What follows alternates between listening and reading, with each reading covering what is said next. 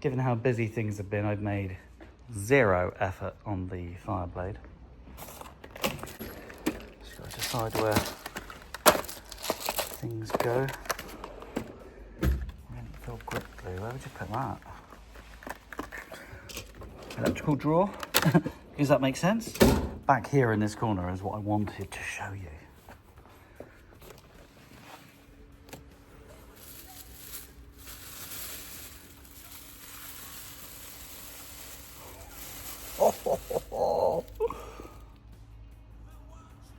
Gorgeous, isn't it? Gorgeous. I really got to get this bike put back together. And in my world, these have been sat disassembled for a couple of months. Just because of work commitments. Crazy, huh? It's been driving me mad.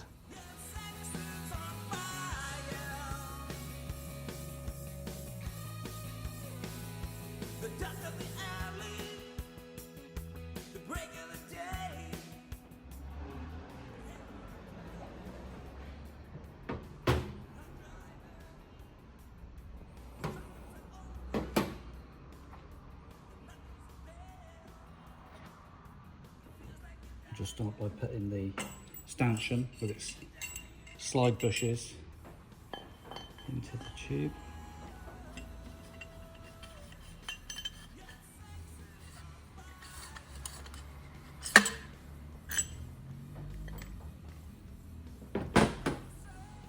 And then I'll reassemble the compression dampener so it has this inner tube.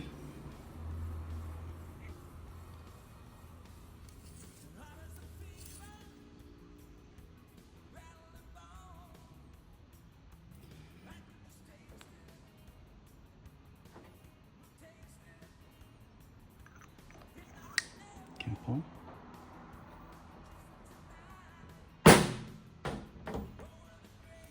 And then I'll feed the cap in.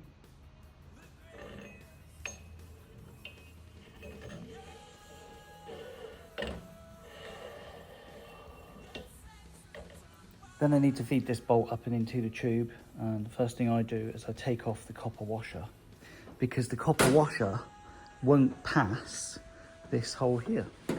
So literally have to pass the bolt in, drop the copper washer down onto it before passing it through the tube on an extended Allen key. And hopefully you can see the bolt just going in. Make sure you're at the other end of the tube, pushing the dampener rod that way so that everything meets up, and you can see the bolt just starting to screw in. At this point, it's going to be very difficult to tighten up that bolt.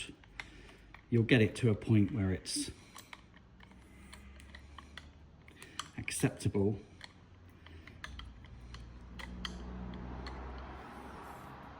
I just kind of nip it up by hand, but we will be back later on after we put some oil in. So there's our dampener rod installed. Come on, mate. Okay. Everything's working nicely. At this point, it's oil seal, spring, and dust seal. So I bought this rather plastic looking multi-size fork seal hammer affair. Red rubber grease.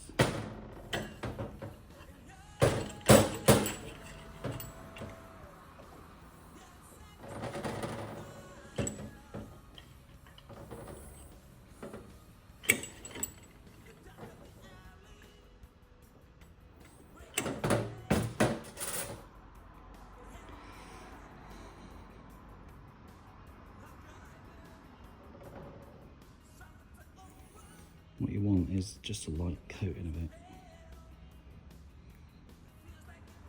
of it. And for the dust seal, it's just on this lip here, on the inside. I know things look a little bit different in this video, is because this is the second strut, the first one's already built. So this is Alex from the future talking. I want to talk about seals. Now, Tom, Dick and Harry and every influencer on the planet will have their own ideas how an oil seal goes in. I'm going to tell you, on this motorcycle, it goes in this way. So they will tell you that this flat edge here with the numbers on it faces away from the oil, and this bit with the spring faces towards the oil, and they are so wrong. It's this flat piece here with the numbers that actually faces the oil side of things. So that is the correct orientation. All right, flat bit facing the oil. And what you'll find is everything will assemble beautifully if you follow those instructions, should you want to argue it, because there's always some... Let's go to the cookbook, which Debbie got me for Christmas, and I had to get it out because there's always going to be someone in the comments, yeah, and they're just like, bah, bah, bah, my old man was always... Blah, blah, blah. So there you go. There it is, being inserted, removed, whichever. And you can quite clearly see that this is this way round, which is the spring towards the stanchion and this flat piece towards the oil. Now that we've got that out of the way, let's get back to building motorbikes. But yeah, this is, like I say, this is Alex in the future, just dismissing some of the... I've watched a couple of videos on people and they used vices and they did everything they possibly could to destroy these seals whilst inserting them, telling you it's the right thing to do. And what's happened is they're wrong. And maybe in other applications, the seal is a different way around. But in this application, it's the flat bit facing towards the oil, the spring facing towards the stanchion. Installing the seal, just a little bit of rubber grease. And should you still be struggling, or you don't have a fork seal driver, this is insulating tape. So I just thought I'd show you this technique.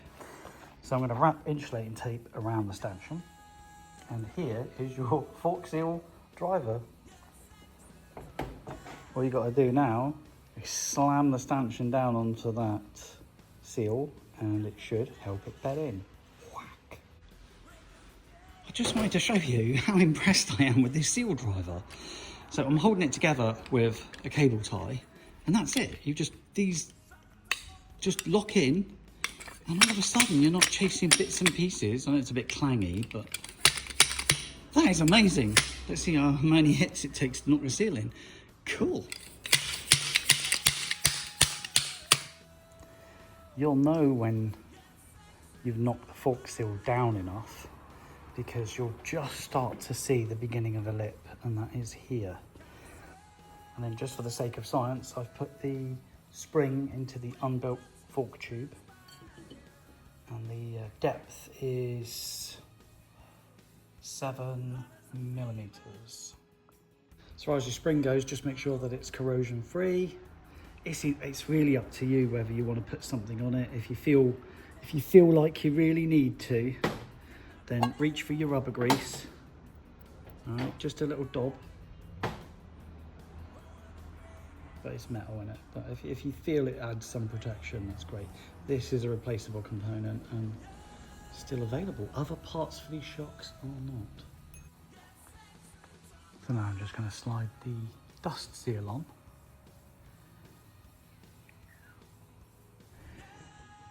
9 times out of 10, you don't need any mechanical assistance to install a dust seal. So as you can see, I'm putting it in place with my hands. Then insert the spring.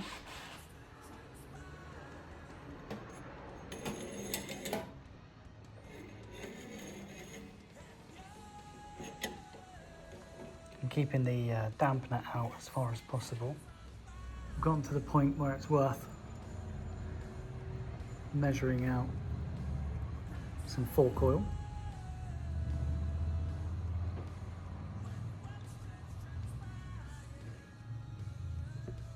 Oh, that looks gorgeous.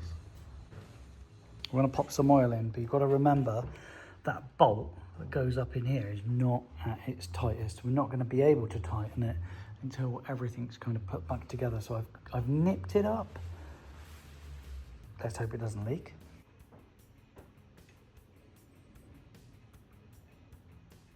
Once the oil's in, you can move your dampener just to get oil flowing. You don't have to go crazy on it. I've seen some right stupid videos on the internet where people are like making it squirt out and stuff like that. Just put oil in. I don't need it squirting out. So you just need to get everything moving, literally. That's it. Simple. And then let's just say, for the sake of it, that you've forgotten to do that. Don't worry about it. This unit will be absolutely fine. There will be air inside of it and oil, and it will circulate normally. A lot of people call this bleeding.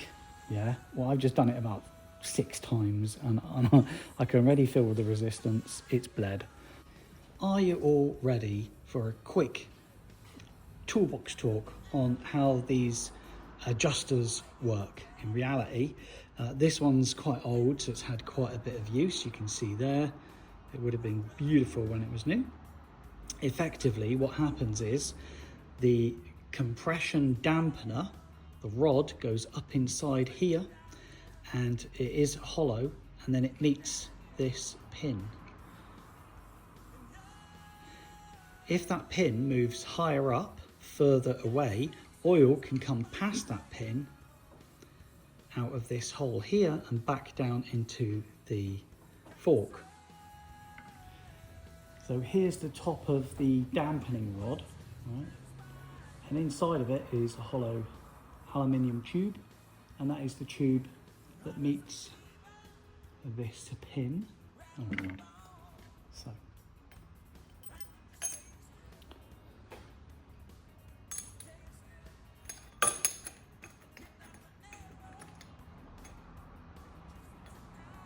tube go down.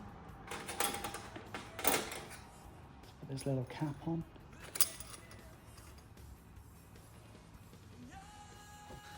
I never was good with my camera angles. Alright, let's pop this back together. So I'm going to screw the adjuster back on.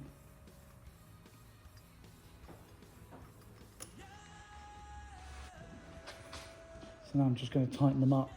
The mistake most people make is they start tightening the outer edge of the adjuster. You actually need to adjust the top piece, absolute top. And you're only just nipping them together. At this point, it's absolutely worth getting a tiny bit of your favourite rubber grease and giving that top O-ring a little bit of love. All right, I'm spreading it like butter right now. Not sure I need to get any in these threads. Now I can raise the stanchion up to the adjuster, give the adjuster a bit of a manly push, and try and get these two to start threading in together. Whey. I'm going to need to put some force on the top here, so I've just got a 24mm set for righty-tighty, and I'll bring it down. It takes a bit of force.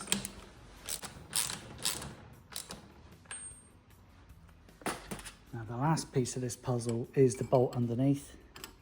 Don't forget, I only nipped it up by hand.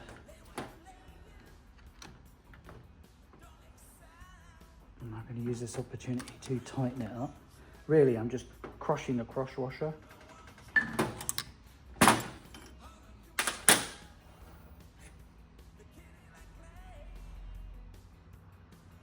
And now what we have is a fully assembled fork. And now you know how to do it yourselves. Thanks, Hero. Thanks for being so patient letting me film that. You're a good dog. And I promise to give you a bath tonight, even though you don't want it. How's that? You don't want a bath. Thank you for watching.